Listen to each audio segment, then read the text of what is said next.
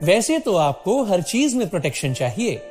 धूप में निकलने से पहले सनस्क्रीन के साथ रेडी होते हैं, क्रिकेट खेलने से पहले नी पैड लगा लेते हैं और सोने से पहले मच्छरदानी लगाकर सोते हैं। तो फिर बात जब हाथों के जर्म्स की है, तब प्रोटेक्शन गायब क्यों? इसीलिए सेवलॉन स्वस्थ इंडिया कहता है, अगर हाथों के जर्म्स और बीमारियों से रखनी हो दूरी, खाने से पहले हैंड वॉश है जरूरी।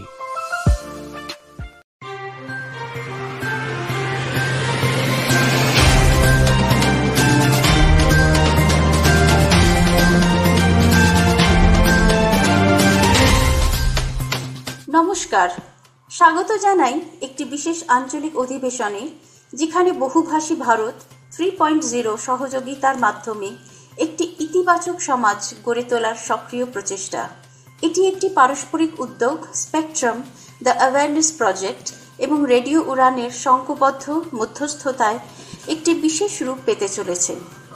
এই অধিবেশনগুলিতে শ্রেণীবদ্ধভাবে আলোচনা হবে ভারতের নানান আঞ্চলিক ভাষায়, যেখানে উপস্থিত প্রবক্তা, অভিভাবক এবং বিভিন্ন ক্ষেত্রে কর্মরত বিশেষ সব মানুষেরা নিজেদের বক্তব্য রাখবেন।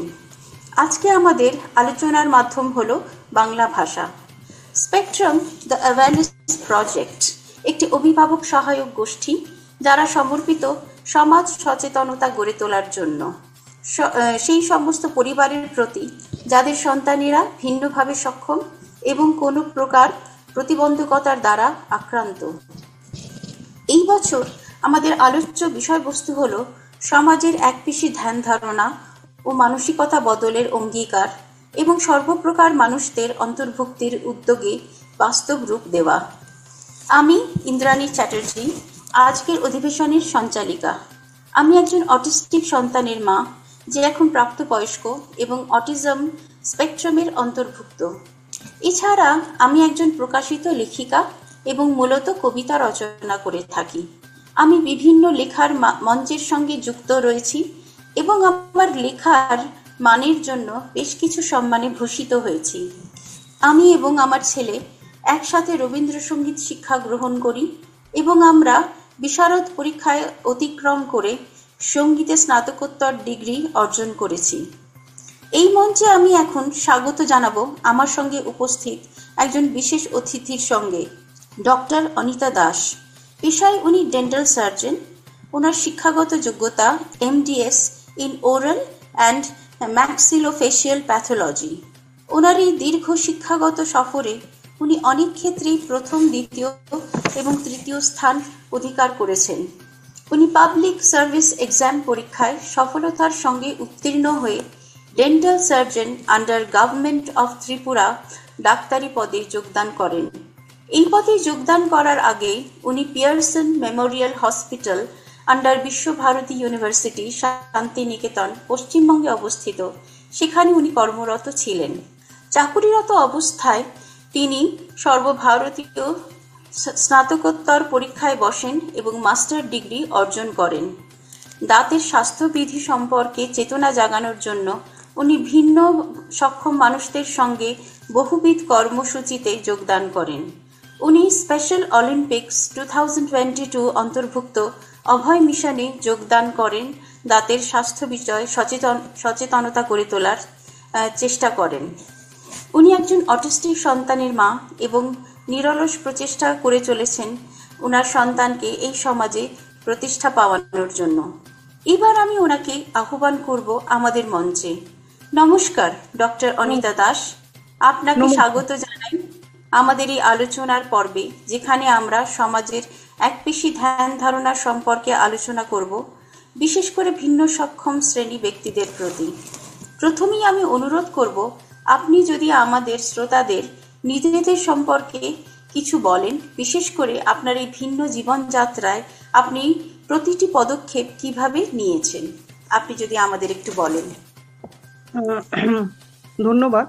আপনি তো আগেই বলে দিয়েছেন আমি একজন দন্ত চিকিৎসক এবং আমি এই হিসেবে কর্মরত প্রায় 32 বছর, 32 ইয়ার্স। সে সাথে আমি একজন ভিন্নভাবে সক্ষম ছেলের মা। আমার ভিন্নভাবে সক্ষম ছেলের বয়স 22 2008 সালে যখন তার বয়স 6, তখন নিমহ্যান্স ব্যাঙ্গালোরে ওর প্রথম ডায়াগনোসিস হয় পারভেসিভ ডেভেলপমেন্টাল ডিসঅর্ডার। ডাক্তারি শাস্ত্রের সাথে জড়িত বলে পারভেসিভ ডেভেলপমেন্টাল ডিসঅর্ডার সম্পর্কে মোটামুটি মৌলিক বা বেসিক জ্ঞান আমার ছিল। তাই জীবনে বিরাট বড় মানসিক ধাক্কা এলো, যা আমি কখনো স্বপ্নেও ভাবিনি আসবে। যাই হোক, নতুন ভাবে যেন জীবন শুরু হলো আমার। শুরুটা হলো চোখের জল দিয়েই, কারণ কোনোদিন ভাবতেই পারিনি যে এরকম কিছু হবে। যাই হোক, কিন্তু আস্তে আস্তে নিজেকে সামলাতে শিখলাম, কারণ বুঝলাম আমার চোখের জল আমার এ সন্তানের অবহেলা বাড়িয়ে দেবে। ভগবানই যেন আমাকে শক্তি দিলেন এবং আমি আমাকে বিশেষ মা হিসেবে মানসিকভাবে তৈরি করলাম। কারণ এটা বুঝতে আমার দেরি হলো না, 2008 সালের কথা বলছি, কিন্তু এখন না। যে আমার পরিবারই বলুন আর সমাজই বলুন, আমার এই সন্তান যেন খুব একটা গ্রহণযোগ্য নয় ওদের কাছে। আমি আমার ডাক্তার সহকর্মীদের এটাই বোঝানোর চেষ্টা করলাম এবং এখনো করছি যে আমি কিন্তু ওদের মতো সাধারণ মা নই, আমি একজন ভিন্নভাবে সক্ষম সন্তানের বিশেষ মা। এই সন্তানের প্রতি আমার যে দায়িত্ব ও কর্তব্য তা বা তাকে আগলে রাখার নমুনা ঠিক সাধারণ মাদের থেকে একটু ভিন্ন। কিন্তু দুর্ভাগ্যবশত আমি কিন্তু আমার ডাক্তার সহকর্মীদের এত বছর পরেও এ ব্যাপারটা ঠিক অনুভব করাতে পারলাম না বোধহয়। বিভিন্ন প্রতিকূল অবস্থার সম্মুখীন হতে হতে এখন আমার পদক্ষেপ হচ্ছে ব্যালেন্স বা ভারসাম্য করে চলা। দেখুন, আমি একজন ডাক্তার, তো আমার কিছু সামাজিক দায়বদ্ধতা অবশ্যই রয়েছে। খুব সেন্সিটিভ প্রফেশন, বুঝেনি আপনারা, সবাই বুঝে। কিন্তু সেই সঙ্গে আমি এটাও মেনে নিলাম বা সমাজকে বোঝানোর চেষ্টা করলাম যে আমাকে কিন্তু কিছুটা ব্যালেন্স করে চলতে হবে। কিসের ব্যালেন্স? আমি সমাজের প্রতিও দায়বদ্ধ, আবার ঠিক তেমনি আমার এই সন্তান যে ভিন্নভাবে সক্ষম তার প্রতি একটু যেন বেশি দায়বদ্ধ। কারণ আমাদের সমাজ যেন ওদের দায়বদ্ধতা, সমাজেরও তো ওদের প্রতি একটা দায়বদ্ধতা আছে, ওরা যেন একটু এড়িয়ে চলে সমাজের একটা অংশ। তাই এইভাবেই আমার বলতে পারেন আমি আমার জীবনটাকে শুরু করলাম আর কি, নতুন ভাবে যেন। আমি আপনার সঙ্গে একদম একই অভিমত পোষণ করি এবং একজন সংবেদনশীল মানুষ হিসেবে আপনাকে সম্পূর্ণ সমর্থন জানাচ্ছি। আপনি একজন ডেন্টাল সার্জন এবং যখন আপনি ভিন্ন সক্ষম ব্যক্তি অর্থাৎ নিউরোডাইভার্জেন্টদের দাঁতের চিকিৎসা করেন, তখন আপনি এদের অভিভাবকদের দাঁতের স্বাস্থ্য গড়ে তোলার ব্যাপারে কি পরামর্শ দেন? দেখুন, আমি ওদের সবসময় একটা কথার উপর ভীষণ জোর দিই, অর্থাৎ ইংরেজিতে যাকে বলে prevention is better then cure, অর্থাৎ প্রতিকারের চেয়ে প্রতিরোধী ভালো। এটার উপর সবসময় জোর দিই। দিনে সবসময় বলি অন্তত দিনে 2 থেকে 3 ব্রাশিং হ্যাবিট তৈরি করা। ওরা যেন, অভিভাবকরা যেন এটা মনে প্রাণে চেষ্টা করে যান, বিশেষ করে রাতে খেয়ে ঘুমানোর সময়। দেখুন, আমাদের ভিন্নভাবে সক্ষম সন্তানরা, আপনিও তো ভিন্নভাবে সক্ষম সন্তানের মা, ওরা কিন্তু ভীষণ রুটিন ওরিয়েন্টেড এবং ভীষণ সুশৃঙ্খল। আমার মনে হয় ওরা একটা নর্মাল বাচ্চা থেকেও বেশি সুশৃঙ্খল। নিউরোটিপিক্যাল থেকেও নিউরোডাইভার্জেন্টরা ভীষণ সুশৃঙ্খল। তাই সময় বা বার এই নির্ধারণ করে আমরা যদি এদেরকে কিছু শেখানোর চেষ্টা করি, ওরা কিন্তু ওটা শেখে এবং ভীষণভাবে ধরে রাখার চেষ্টা করে। তাই একটা রুটিন করে 2-3 ব্রাশ করানো। তাছাড়া মিষ্টি জাতীয় খাবার বা যে সমস্ত খাবার দাঁতে লেগে থাকলে, দাঁতের তো মেনলি ক্যারিজটাই হয়, সেটা যাতে যতটা পারা যায় কমিয়ে খাওয়ানো, বা খাওয়ালেও সঙ্গে সঙ্গে যেন দাঁত ও মুখ পরিষ্কার করে দেওয়া হয়। বাস, আমি এইটুকুর উপরই ভীষণভাবে জোর দিই। আচ্ছা, এই দাঁত ব্রাশ করার সময় কি কোনো বিশেষ পদ্ধতি অবলম্বন করতে হয় বা কিভাবে শিক্ষাটা ওদেরকে দেওয়া যেতে পারে? না, এটা তো আপনি ধরুন, আমাদের তো ওদের তো লেভেল থাকে, লেভেল 1, লেভেল 2, লেভেল 3। লেভেল 1 এর বাচ্চা যারা সন্তান নিউরোডাইভার্জেন্ট বা ধরুন ASD, ওরা খুব সহজে এটা মেনে নিতে পারে, শিখে নেয়। লেভেল 2, লেভেল 3 ক্ষেত্রে আমি একটু দেখেছি ওদের একটু অসুবিধে হয়। সেদিকে আমি মুখের দাঁতটাকে 4 ভাগে ভাগ করে দিই। যেমন ওপরের দাঁতের ওপরের বা দিকের দাঁত 8টা বা 6টা, ওটা প্রথম ব্রাশ করানো শেখানো হয়। ওইটাতে যখন ও একটু এক্সপার্ট হয় তখন নিচের দিকটাতে মানে প্রোগ্রেসিভলি, বুঝতে পারছেন তো, আস্তে আস্তে, পুরোটা যেন একসাথে ওরা শিখতে পারে না, তাই অল্প অল্প করে শিখিয়ে দিই। এবং পুরোটা যখন শেখায়, এবং অলওয়েজ ইন এ টাইম, যেমন রাত্রিবেলা খাওয়ার পরে, এটা ওকে একটা হ্যাবিট করে দিতে হবে, এবং ওরা এটা মেনে নেয়। ওরা যখন বোঝে তখন কিন্তু ওরা নিজেই ব্রাশটা নেয় হাতে। বললামই তোরা ভীষণ সুশৃঙ্খল, তাই প্রিভেনশন বেটার। কারণ একবার হয়ে গেলে ওদেরকে, আমাদের তো মোটামুটি সব দাঁতের চিকিৎসাই আন্ডার লোকাল অ্যানেস্থেসিয়া, জ্ঞান অবস্থায় আমাদের করতে হয়, সেটা ওরা একটু কোঅপারেটিভ, কারণ ওরা তো ঠিক আমাদের সোশ্যাল স্কিলটা ওদের কম থাকে, তখন একটু মুশকিল হয়। করা যায় কিন্তু মুশকিল, তার চেয়ে ওই prevention is better than cure. প্রথম থেকে যেন ভালো থাকে ওইটা চেষ্টা করবেন। ঠিকই বলেছেন আপনি, অনেক ধন্যবাদ। আপনার পরামর্শ নিশ্চয়ই অনেককে আলোকিত করবে, এই আশা রাখি। এই সমাজের মানুষদের যে সমস্ত মানসিক চিকিৎসা ধারার প্রতিবন্ধকতা আছে, বিশেষ করে পরিবার, সমাজ এবং চিকিৎসা প্রযুক্তির সঙ্গে যুক্ত যেসব ডাক্তারেরা রয়েছেন, তাদের ভূমিকা কি হওয়া উচিত এই ভিন্ন সক্ষম ব্যক্তি বা নিউরোডাইভার্জেন্টদের প্রতি?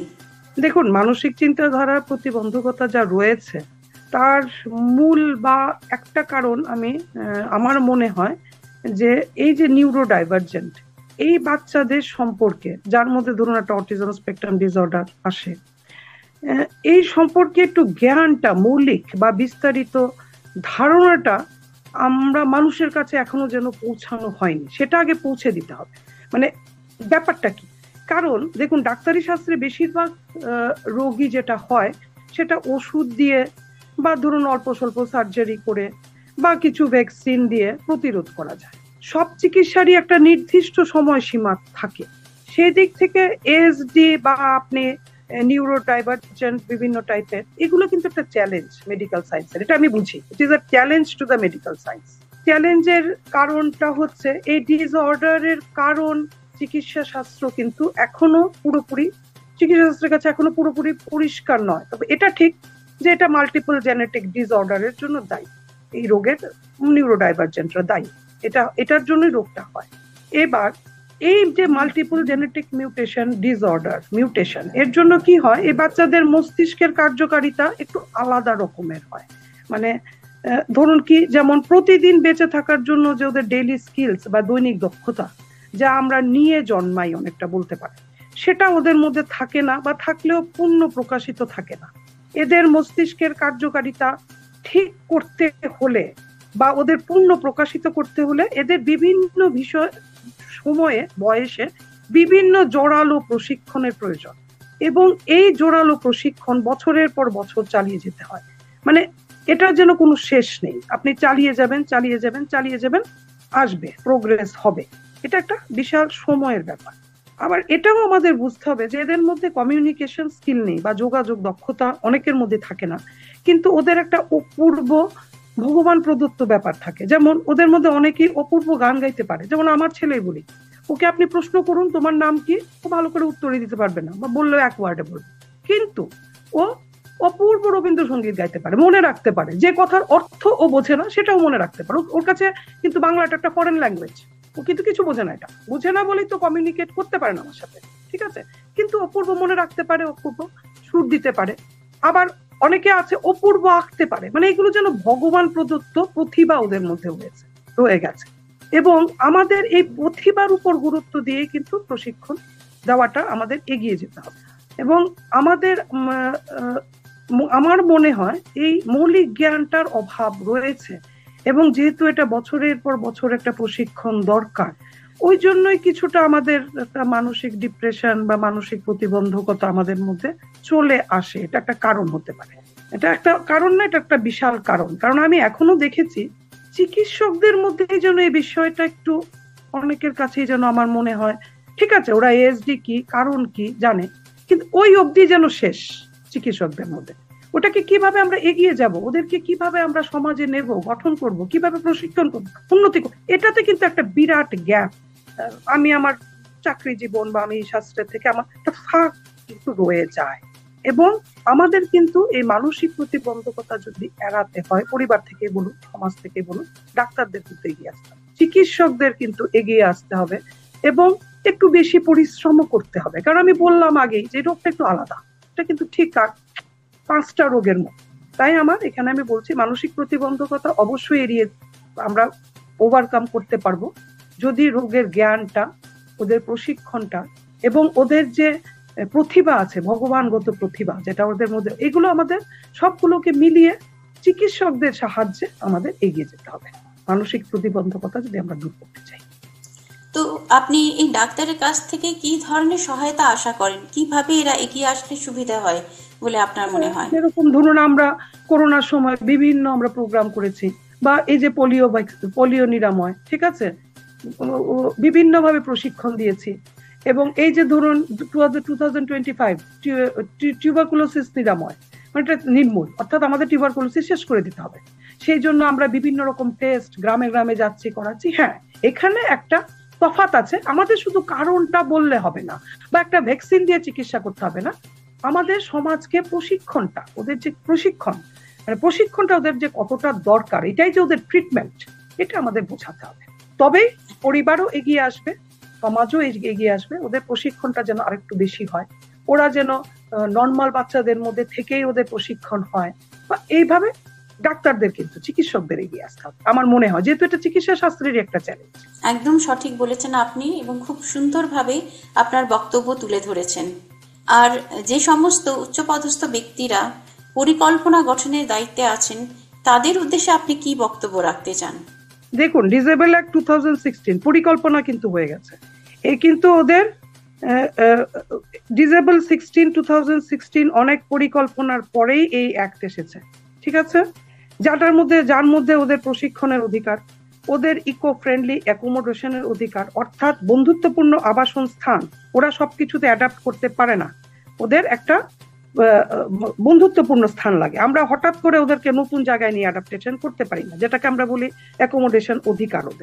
ওদের ভালোভাবে বাঁচার অধিকার সব লেখা আছে ডিসেবল অ্যাক্ট 2016, এবং পরিকল্পনা করেই কিন্তু ডিসেবল অ্যাক্ট 2016 করা হয়েছে। আমি বারবার বলছি, এটা পরিকল্পনা করেই করা হয়েছে।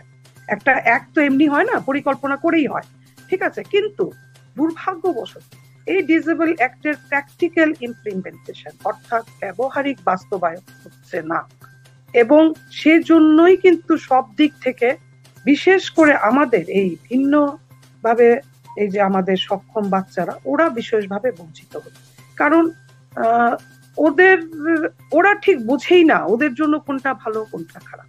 অতএব সেজন্যই কিন্তু পরিকল্পনা, বিভিন্ন পরিকল্পনা, যখন আমি বুঝি না তখন আমাকে বোঝাতে হবে, তো সেইভাবে পরিকল্পনা করা হবে। এবং পরিকল্পনা কিন্তু হয়েছে 2016 ডিসেবল অ্যাক্ট যদি পড়েন আপনারা বুঝবেন পরিকল্পনা কিন্তু হয়েছে ভারতবর্ষে। কিন্তু ওই যে আমি বললাম, প্র্যাকটিক্যাল ইমপ্লিমেন্টেশন হচ্ছে না। এবং এদের পরিকল্পনা করা হয়েছিল ওদের উন্নতির জন্য, ওদের সুন্দর প্রগতিশীল জীবনের জন্য, কিন্তু ব্যবহারিক বাস্তবায়ন না থাকায় বেশিরভাগ বাচ্চারাই আজ উন্নতি নয়, আমি খুব কষ্ট হচ্ছে বলতে, আমার খুব দুঃখ হয়, কারণ আমি তো ওই বাচ্চারই মা, উন্নতি নয়, ওরা অবনতির পথে হাঁটছে। শুধুমাত্র ওই ডিসেবল অ্যাক্ট 2016 যেটা খুব পরিকল্পনা দিয়ে করা হয়েছিল, সেটা ব্যবহারিক ইমপ্লিমেন্টেশন হচ্ছে না।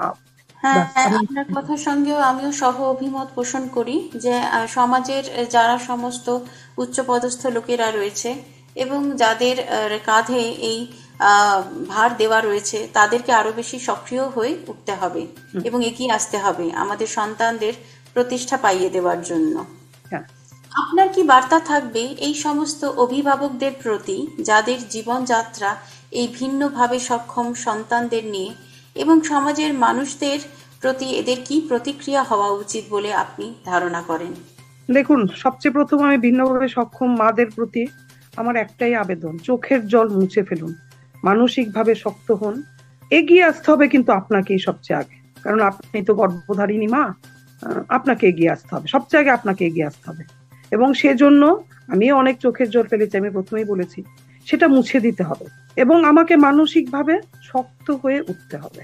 এটা আমার মাদের প্রতি বিশেষ অনুরোধ, সক্ষম হয়ে বাচ্চাদের পাশে দাঁড়ান, আপনি পারবেন মারা, আমি এইটুকু বলতে পারি, আপনি পারবেন, কারণ ভগবান তার নিজের সবচাইতে বেশি সন্তানদের সবাইকে দেয়নি, শুধু আপনাকেই দিয়েছে, আপনার গর্ভে দিয়েছে, কারণ ভগবান বুঝেছে যে হ্যাঁ, সব মারা পারবে না, শুধু এরাই পারবে। কাজে আমি বলছি, আপনি একদম আমরা মাদের এটাই অনুরোধ, মানসিক শক্তি নিয়ে চোখের জল মুছে এগিয়ে আসুন, আপনার বাচ্চাকে আপনি আগলি ধরুন, ওদেরকে ভালোবাসা দিন। বাবাদের প্রতি আমি বলবো, আপনাদেরও কিন্তু সমান দায়িত্ব কর্তব্য রয়েছে। সবসময় মার উপর ঠেলে দেবেন না, কারণ মারা অনেক সময় ক্লান্ত হয়ে যায়। কাজে বাবাদের এগিয়ে আসতে হবে। এবার রইল পরিবারের অন্য সদস্যদের আমি বলবো, নিজেদের মধ্যে মানবতা জাগান, দয়া করে মানবিক হন, এবং এদের প্রগতির জন্য মা ও বাবাকে অন্তত মানসিক সাহায্য করুন।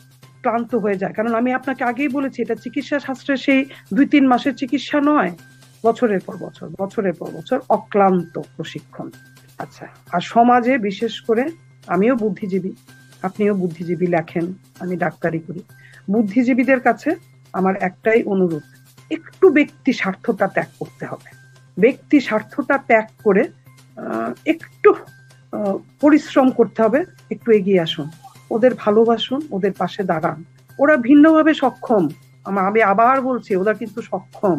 আমি আপনাকে আগেই বলেছি সবাইকে, ভগবান প্রদত্ত একটা প্রতিভা কিন্তু ওদের আমি দেখেছি 10 জনের মধ্যে 8 জনেরই থাকে, 8-9 জনেরই থাকে।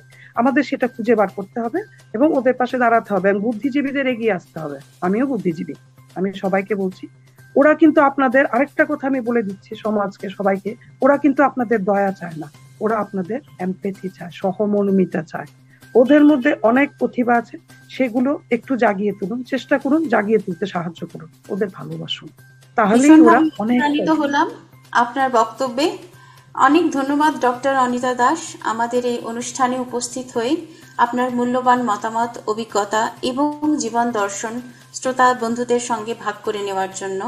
আশা করব আপনার বক্তব্য এই সমাজের মানুষ এবং এই ক্ষেত্রে বিভিন্ন পদে কর্মরত মানুষদের মনে প্রভাব বিস্তার করবে।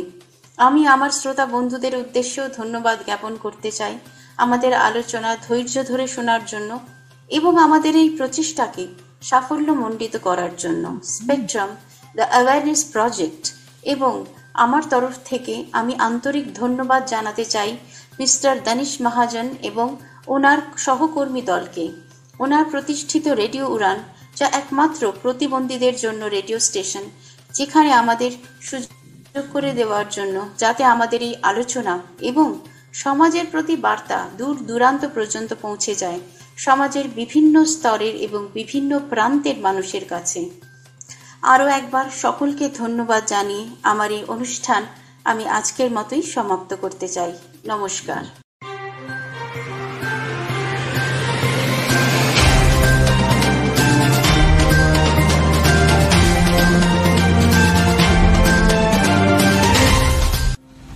Opportunities to be inclusive and accessible to everyone. And when it comes to banking, we at Union Bank of India ensure inclusive and accessible banking opportunities. A decade ago, we pioneered truly accessible talking ATMs in India. In 2022, our commitment to equality paved the way for Union Access, a dedicated digital accessibility initiative, testament to our commitment to breaking barriers and bridging the digital divide. Be it mobile banking Vyom app, online banking, websites, and for all of our digital banking channels, we have enhanced accessibility significantly with enablement of digital access. We stand united to provide equal banking convenience for all.